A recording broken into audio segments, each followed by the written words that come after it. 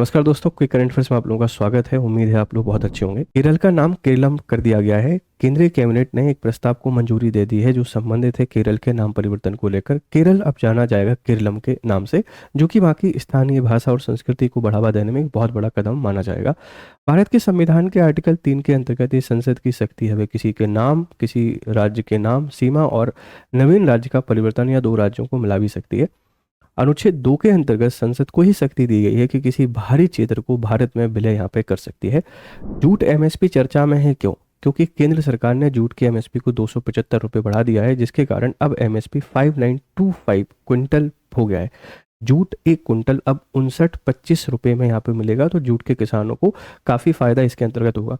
MSP वह राशि होती है जो मिनिमम प्राइस होती है एक फसल की बेचने की, और इसको सीएसईपी के द्वारा लागू किया जाता है किसान को बाजार में होने वाले उतार चढ़ाव से रोकने के लिए। श्रीनगर एयरपोर्ट को डेवलप किया जा रहा है। श्रीनगर एयरपोर्ट जम्मू कश्मीर में अवस्थित है और काफ़ी इंपॉर्टेंट है, काफ़ी स्ट्रेटेजिक इसकी इंपॉर्टेंस है और टूरिज्म के लिए भी बहुत इंपॉर्टेंट है। इसको डेवलप करने पर सरकार यहाँ पे काम कर रही है। तारा WOH-64 एक तारा है जो हमारे निकटवर्ती एक आकाशगंगा है उसका हिस्सा है, लेकिन ये बहुत ही अद्भुत घटना हमको यहाँ पर देखने को लिए।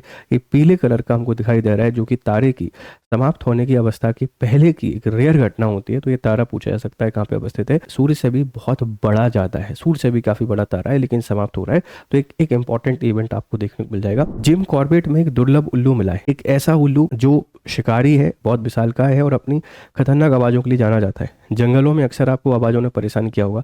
ये उल्लू स्त्रियों की तरह रोता है और अजीब सी आवाज़ें निकालता है, इसलिए इसको जंगलों का भूत कहा जाता है। फॉरेस्ट का घोस्ट आप इसी के लिए कहते हैं।